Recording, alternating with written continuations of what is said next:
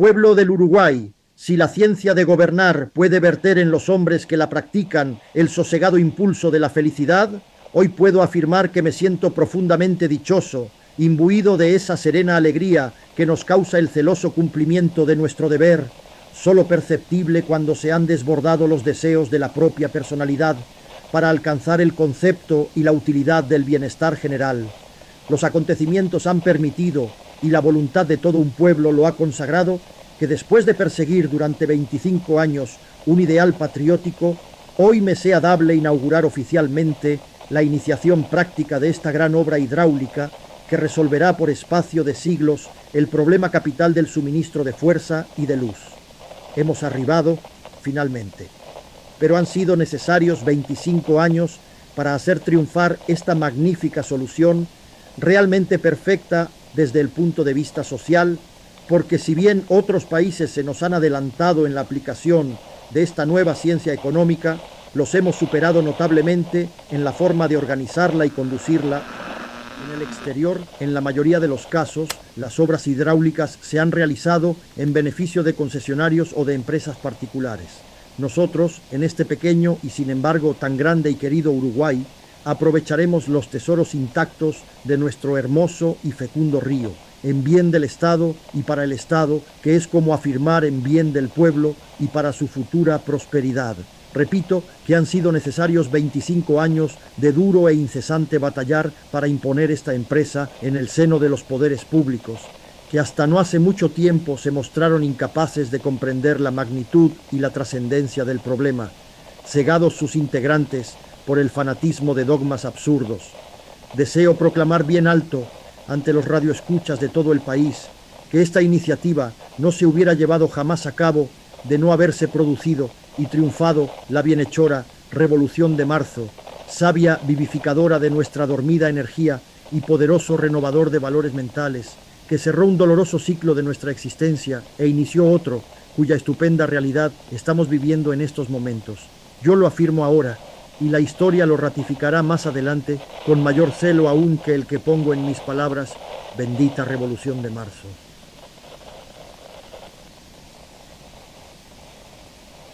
Estábamos entonces enfermos en brazos de la demagogia desorbitada e inconscientemente rodábamos hacia el abismo, envueltos en la abulia ejecutiva del colegiado, vencidos por la desorganización financiera y económica y empequeñecidos por el sorpresivo triunfo de ideologías extrañas al medio ambiente de nuestro régimen social.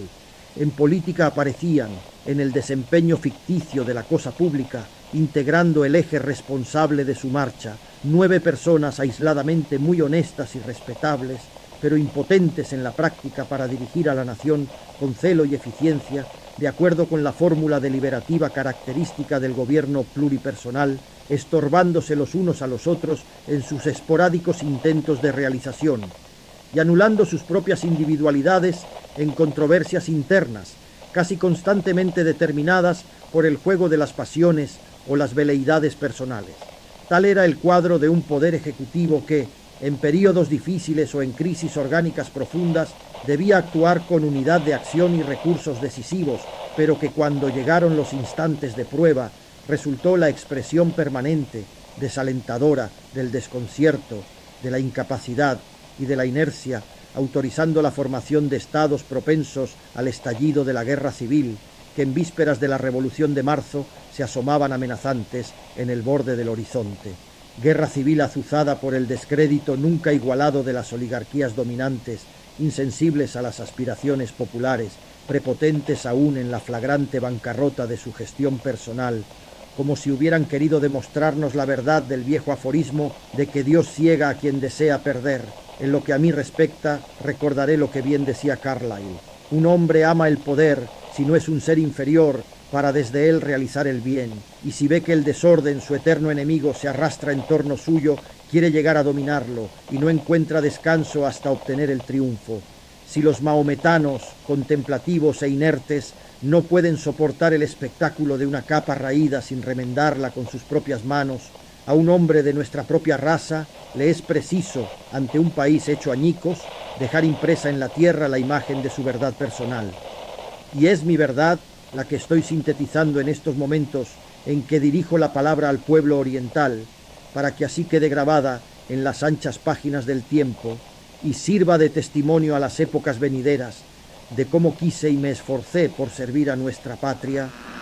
En finanzas nos encontrábamos con 70 y tantos millones de déficits de todo orden y con solo 300.000 pesos en caja, con presupuestos vencidos por sumas millonarias y con los servicios de la deuda externa e interna por pagar, a sumarse a los 60 millones que constituían la deuda flotante del presupuesto nacional, de los municipios y de los entes autónomos.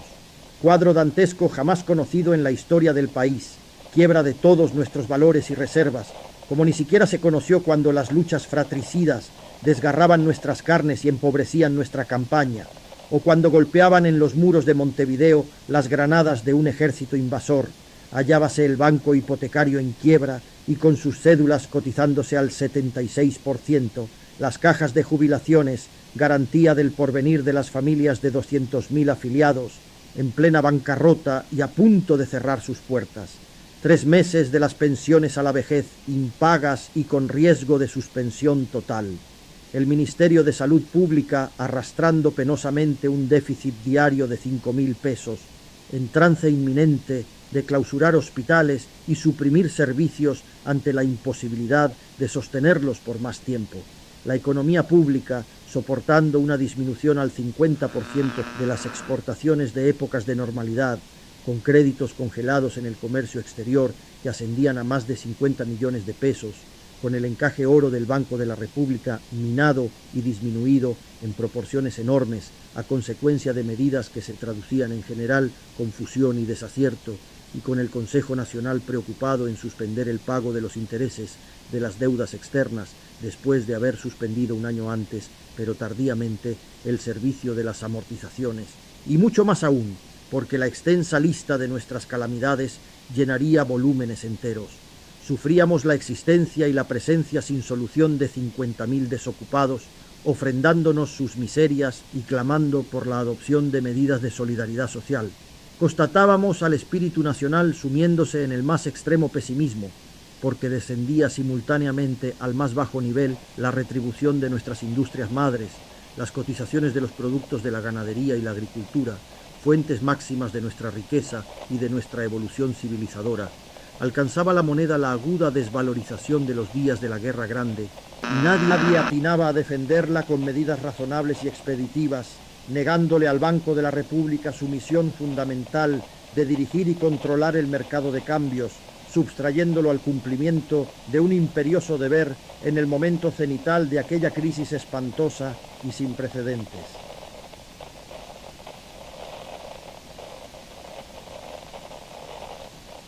En lo social y en lo moral presenciábamos el debilitamiento del culto a la patria y a la organización tradicional de la familia, socavadas ambas instituciones por la propaganda descabellada de dogmas contrarios a nuestras hermosas tradiciones, de las cuales obtuvimos en el pasado fuerzas suficientes como para sobreponernos a todas las vicisitudes.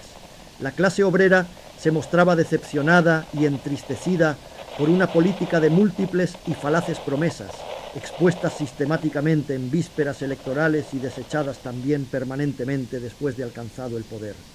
Nada permanecía firme o lozano en medio de aquel vendaval desatado. Todo vacilaba y amenazaba descomposición, como si el destino hubiera querido medir nuestra capacidad de sufrimiento y de reacción, mientras que en la actualidad, como bien lo ha dicho un historiador de la Revolución de Marzo, y en tanto su obra culmina y resplandece, como si nos halláramos en una altura desde donde se dominan los paisajes, la visión se extasía en este contraluz del pasado inmediato y del grandioso presente. Es como si, salvados de un naufragio por un azar de Dios,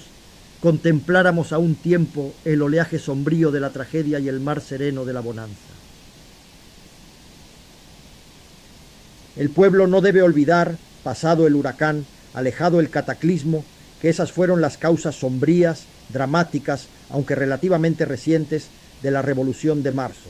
De esta gran revolución, sin sangre y sin dolor, que abrió al país una era de optimismo y de esperanza, que hizo crecer de inmediato todos los valores en la bolsa de comercio, de las industrias manufactureras, de la ganadería y de la agricultura, que nos permitió saldar los déficits millonarios, que constituían las nefastas herencias del desaparecido colegiado de triste recordación, que nos hizo posible entregar al banco hipotecario 16 millones de pesos en nuevos recursos, con los cuales se salvó a la institución de la insolvencia y se redujeron al 4% las cargas de sus deudores, providencial respiro para los deudores del campo, que en conjunto le debían 70 millones de pesos, que nos permitió aumentar el capital del Banco de la República en 8 millones de pesos y dotarlo de un fondo de 20 millones para atender la defensa de la moneda, ponernos al día en el servicio de las pensiones a la vejez y colocarnos en situación, en lo que se refiere a la salud pública, de levantar ese hermoso y magnífico monumento del Hospital de Clínicas, uno de los más grandes y perfectos del mundo, y prueba acabada de cómo el Estado vela actualmente por las clases humildes de la sociedad, de erigir el Instituto de Higiene y de Enfermedades Infecciosas, que será también el primero del continente y orgullo de la República, y que, alejando el peligro de tener que despedir enfermos y cerrar policlínicas y salas hospitalarias, podamos ejecutar con recursos ordinarios la construcción de 4 hospitales nuevos, los de Dolores, Rocha, San José y Cardona, y que levantemos un nuevo pabellón en el de Flores. Que nos haya sido posible llamar a licitación para erigir un gran hospital en Belvedere, sobre las faldas de nuestro cerro, e iniciar la instalación de un preventorio en la misma localidad, una sala de auxilios en Carrasco, un hospital en Artigas y otros en Melo, Durazno, Rocha, San José y Cardona, para la ampliación del hospital de 33 y la anexión de un nuevo pabellón para infecciosos en el que ya existe en Florida. Y tengamos en estudio para pronta realización los planos de un gran hospital psiquiátrico que absorberá 2.300.000 pesos y los correspondientes a un magnífico hospital sanatorio para tuberculosos, cuyo costo será de 4 millones de pesos y que está desde ya perfectamente financiado. No comentaré aquí, empero, lo realizado por el municipio de Montevideo, porque a la vista está la transformación y el constante embellecimiento de la ciudad, emanados de la gestión y el dinamismo singular de un intendente patriota y honorable. Aún para quienes hemos tenido el honor y la fortuna de dirigir la cosa pública en este período, esta inmensa obra nos resulta maravillosa, casi diría prodigiosa, de no reconocer las formidables facultades que en sí encierra el espíritu del hombre animado de una fe sublime en su patria y en el místico deseo de bien servir. Y toda esta obra constructiva se ha efectuado con recursos propios, sin nada pedir al extranjero, mientras que en el pasado cualquier iniciativa de esta trascendencia debía recurrir invariablemente al oro extranjero, que si bien nos permitió desenvolvernos en muchas oportunidades, originaba incesantemente nuevos y pesados gravámenes sobre nuestra incipiente economía, cuya vitalidad se iba estrangulando paulatinamente. Y de esta suerte, bastándose a sí misma, la Revolución de Marzo ha realizado en distintos puntos del país obra por valor de 40 millones de pesos, totalmente pagas a quienes las efectuaron, cuya documentación gráfica se estampa diariamente en las columnas de El Pueblo y que continuarán allí apareciendo por más de un año como un vivo proceso de nuestro triunfo. En materia de instrucción pública, la obra es igualmente grandiosa. Se han construido escuelas por doquier, se ha llamado a licitación para levantar 6 edificios para liceos. Está en construcción la Facultad de Odontología, que tampoco tendrá rival en América. Se ha construido la Facultad de Química y Farmacia. Y se están terminando los planos para llamarse a licitación para la erección de la Universidad de Mujeres, la Facultad de Arquitectura y la Facultad de Ingeniería. Todos estos progresos se han hecho y se harán, no porque haya mejorado la situación del mundo, como pretenden hacer creer los adversarios del régimen actual, ya que los otros países, la casi totalidad de ellos, están aún por liquidar satisfactoriamente sus crisis, sino porque se ha puesto orden en las cosas y se han aplicado los principios científicos en el manejo de los intereses colectivos, y porque los hombres de la Revolución de Marzo han trabajado mucho y han bregado bien, con patriotismo y abnegación, con la mirada puesta en el bienestar de la República. Las rentas han sido mejor percibidas, con fiscalización perfeccionada, que les ha permitido crecer enormemente, y hemos aplicado la economía dirigida con resultados realmente sorprendentes. Pagamos los presupuestos al día y a veces adelantados, y hemos podido mejorar los sueldos de 44.000 empleados del Estado, que ganaban menos de 100 pesos mensuales, después de suprimir todos los impuestos que pesaban sobre ellos. La exportación se ha duplicado, de 58 millones que fuera en el año 32, es decir, el año anterior a la revolución, ha pasado a 105 millones en el año 1936. El Banco de la República ha visto aumentar su encaje a oro y tiene en estos momentos un superávit de más de 30 millones en divisas. Pagamos sin sentir, sin ningún sacrificio, 55 millones de los créditos bloqueados del comercio exterior, quedando como deudas externas solamente un saldo de 6 millones que rápidamente será extinguido. Para conseguir todo esto, ha sido necesario que los gobernantes pusieran de lado la política de dejar hacer y dejar pasar, iniciando la de los tratados de comercio con Alemania, con el Brasil, con los Países Bajos, con el Japón, con España, con la Gran Bretaña, con Checoslovaquia, con Noruega, con el Canadá, con Suecia, con Finlandia, con Bélgica. Y mientras se aprobaban estos tratados, realizados después de la Revolución del 33, el Banco de la República suscribía 28 convenios privados de compensación con resultados extraordinarios que se reflejaban de inmediato en la balanza de pagos y de cuentas. Mientras que los 3 únicos tratados de comercio que se habían realizado por el viejo régimen fueron denunciados en el año 1914. Hasta 1933 exportábamos carne con destino a 43 distintos países, pero desde que se estableció el sistema del cambio compensado hasta diciembre de 1934, conquistamos 22 países más. En el año 1935 agregamos 9 y 3 en 1936, y hoy distribuimos nuestros productos en 77 países distintos, o sea, con una ampliación de mercados del 80%, conquista fecunda de la Revolución de Marzo. Hemos adquirido el primer puesto en el mundo como exportadores de carnes conservadas gracias a las medidas de política financiera adoptadas por el gobierno revolucionario, permitiéndonos esta política pagar 12 millones de pesos de primas al ganado distribuidas entre los productores de todo el país. El tratado con el Brasil nos ha permitido abrir un mercado remunerador para nuestro ganado en pie. El tratado con Italia nos ha hecho colocar importantes partidas de carnes congeladas en momentos en que había superabundancia de ganados de tipo apropiado, y lo mismo aconteció con Alemania, que tenía sus puertos cerrados para ese rubro fundamental de nuestra riqueza, en especial para el extracto de carne, que no tenía otros mercados y estaba acumulado en grandes stocks desde años atrás. Si importante ha sido la obra ya enumerada, merece destacarse especialmente la gestión ante el gobierno británico, mediante la cual se ha obtenido una cuota adicional para los ovinos, de 2.200 toneladas que representan un consumo de 220.000 corderos más de los que teníamos asignados hasta el presente, amén de 880 toneladas de bovinos enfriados y 272 toneladas de carne congelada agregadas al contingente de Ottawa, y así hemos podido importar en maquinarias, en ganado de pedigrí, en implementos agrícolas, en vehículos de trabajo, en motores, semillas, materiales industriales, etc., cerca de 100 millones de pesos desde la Revolución a la fecha, que se han incorporado a la riqueza pública conjuntamente con otros 100 millones más, que es el excedente sobre las exportaciones en el mismo periodo de tiempo.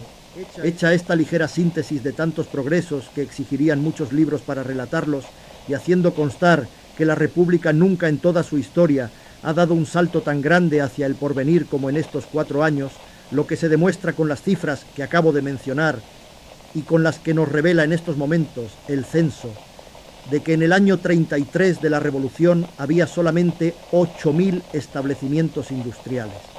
Y este número ha crecido hasta llegar hoy a 18.000, o sea, 10.000 fábricas nuevas, algunas de enorme importancia. Pasemos a comentar el significado del aprovechamiento hidroeléctrico del Río Negro, en vías de realizarse y que ha provocado los festejos de la nación.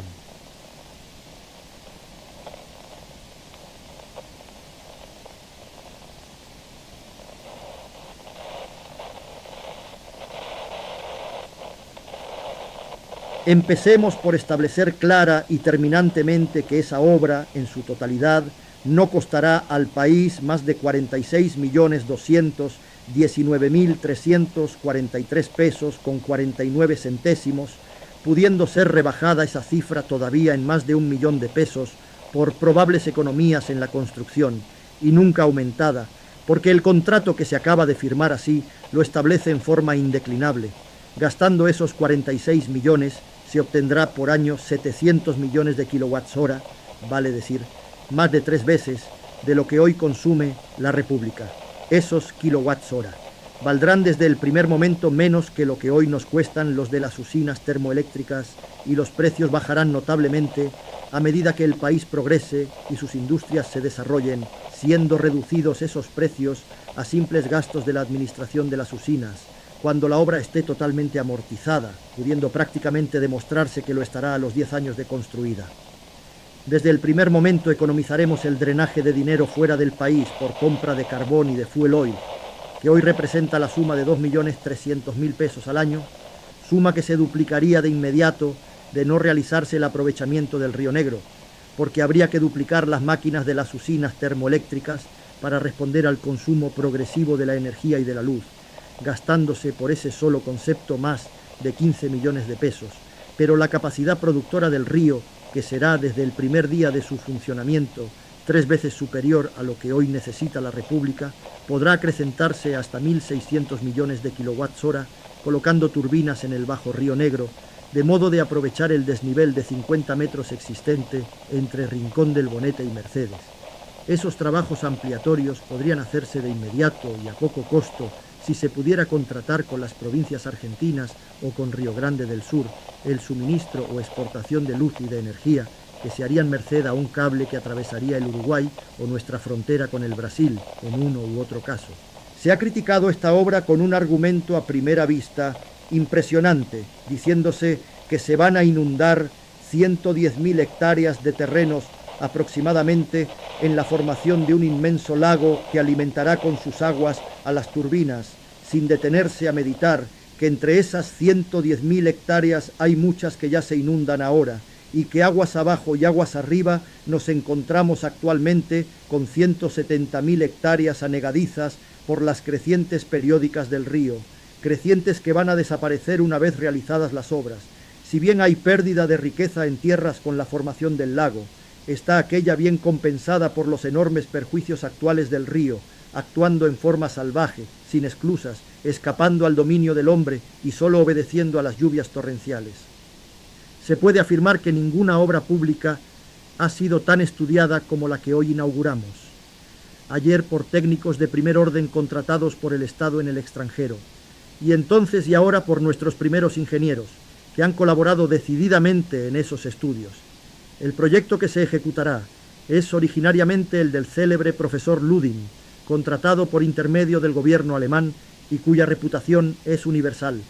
Las variaciones ofrecidas en su propuesta por el consorcio alemán son indicadas por su experiencia y no afectan para nada las líneas generales del proyecto, reduciéndose a simples detalles. El profesor Ludin, al terminar sus estudios y al someterlos a la consideración del gobierno, declaró que la hidroelectrificación del Río Negro era una obra de salud económica para el Uruguay, la más grande iniciativa que se pudiera desarrollar,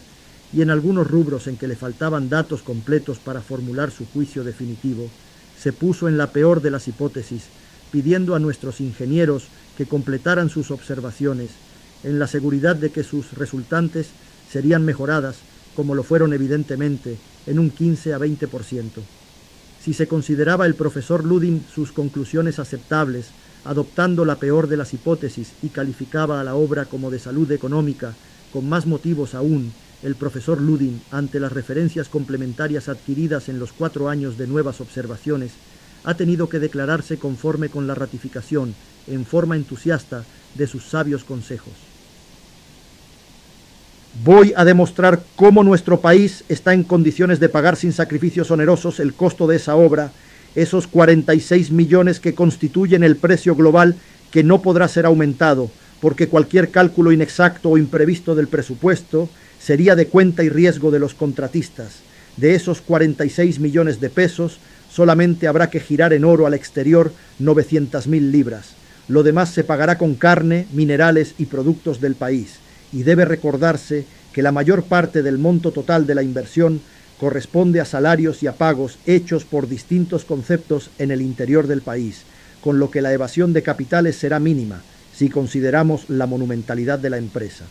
Para responder a esas 900.000 libras que dejo mencionadas, el Estado puede contar con 2.242.000 libras,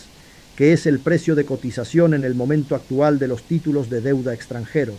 que significan oro en poder del Banco de la República, perfectamente canjeables para este banco por títulos de deuda interna emitidos para responder a las obras del Río Negro.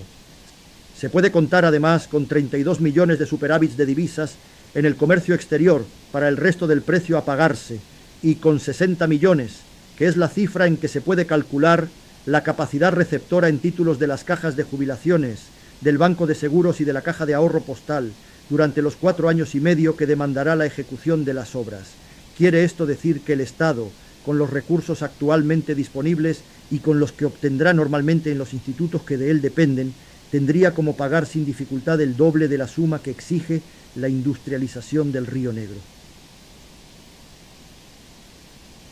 Esta es la verdad exacta de la situación, expuesta en síntesis ante el problema a resolver.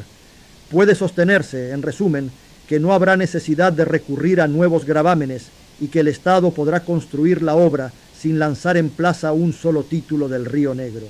Con la construcción de la presa se consigue en forma gratuita la navegación permanente en ese río, que atraviesa de este a oeste la República, transformándola en una inmensa carretera, cuyo precio no se tiene en cuenta en los cálculos principales de la electrificación.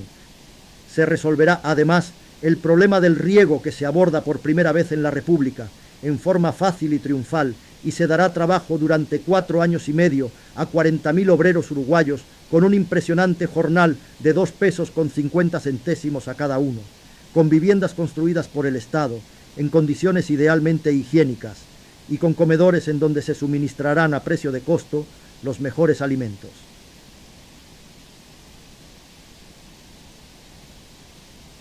A esta conquista de la independencia económica de la República, la más grande después de su independencia política, tiene razón el pueblo oriental en festejarla como uno de los más trascendentales acontecimientos de su historia. Hay que tener en cuenta, además, que el pago de la electrificación se hará abriendo al país, por cantidades importantes y considerables, el mercado interesantísimo de Alemania, que competirá en adelante y de igual a igual con el mercado inglés, en la compra de los productos de nuestra ganadería, causando la suba de sus precios durante todo el tiempo que requiera la ejecución de las obras. Y podemos por nuestra parte afirmar que el saldo remanente será cubierto con minerales, nueva riqueza del Uruguay, que se pondrá de relieve desde fin de año, una vez realizada la instalación de las primeras maquinarias contratadas en la Casa Krupp, después de prolijas licitaciones que, si bien nos han hecho perder tal vez mucho tiempo, en cambio hemos ganado económicamente en otro sentido, extrayendo y acopiando una gran cantidad de minerales que podrán ser inmediatamente elaborados para la exportación, una vez puesta en marcha la planta fabril. Y hago esta afirmación seguro de mí mismo y de mis palabras, porque tengo sobre mi mesa de trabajo la opinión escrita de técnicos de reputación mundial, que después de visitar y estudiar la región minera, establecen que el ingeniero Cayel, con su férvido entusiasmo por la nueva riqueza, no es un utópico ni un visionario, sino un vidente, y que el gobierno que lo apoya y estimula de todas maneras, poniendo al servicio de sus iniciativas 1 millón de pesos, realiza una verdadera e incalculable obra de patriotismo. Esta labor que acabo de concretar a grandes rasgos, con cifras cuya exactitud puede comprobar el que sienta necesidad o curiosidad por ello, debe ser cuidadosamente defendida y continuada, con tenaz e iluminado empeño por completarla, en todo lo que de humano tiene de perfectible. La revolución no es un hecho del pasado, continúa y debe proseguir en su constante irrigación de bienes y de prosperidad. La evolución de un Estado no puede ni debe detenerse jamás, y sería torpe, antipatriótico y peligroso declararse satisfechos por la felicidad alcanzada, olvidando robustecerla con el acopio de nuevas conquistas y con la apertura de nuevos horizontes. Todo lo que deja de crecer comienza automáticamente a dibujar su aniquilación. La Revolución de Marzo nos libró del caos y nos procuró la sólida abundancia de que hoy disfrutamos, pero el pueblo tiene que aprestarse a garantizar su éxito perdurable.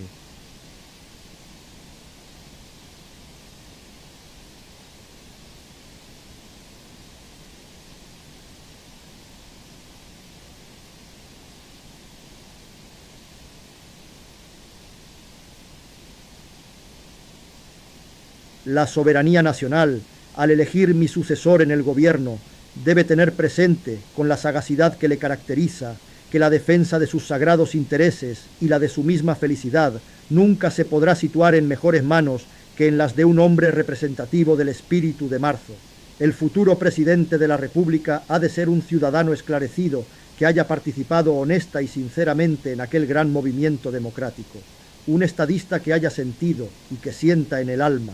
aún más que en el cerebro, sus amplios postulados republicanos, absolutamente identificados con la próspera transformación de nuestra existencia económica, política y social. Entre los hombres de la revolución, seguro estoy, se encuentra más de uno capaz del sacrificio, de la abnegación, renunciante de paz y de bienestar personales en aras de la prosperidad nacional.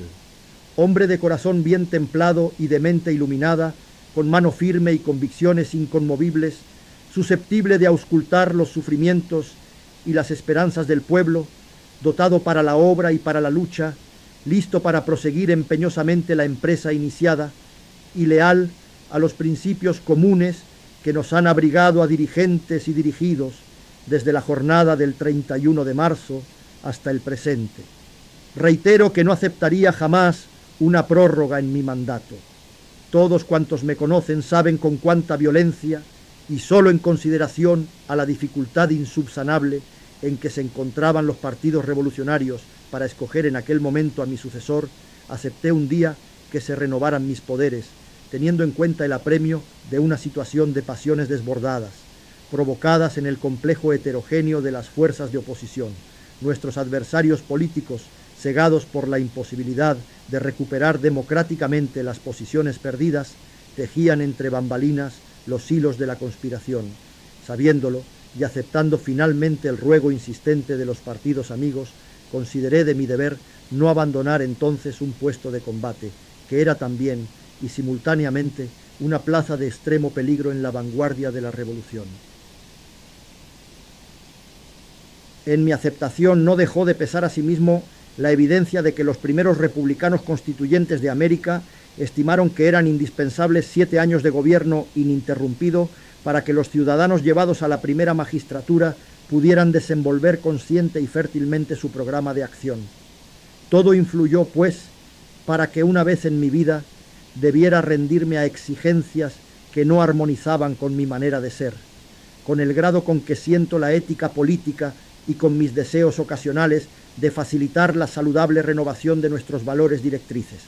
Pero me sentía entonces y me siento hoy suficientemente demócrata como para recordar el bello y límpido ejemplo de Washington, que se negó firmemente a admitir una nueva reelección, pensando en el porvenir y midiendo sus actos con la severa justicia de la conciencia personal. Entregaré el poder al sustituto que el pueblo elija y determine, en claro ejercicio de su soberanía libremente manifestada, y entre tanto repetiré lo que en otra oportunidad manifestara.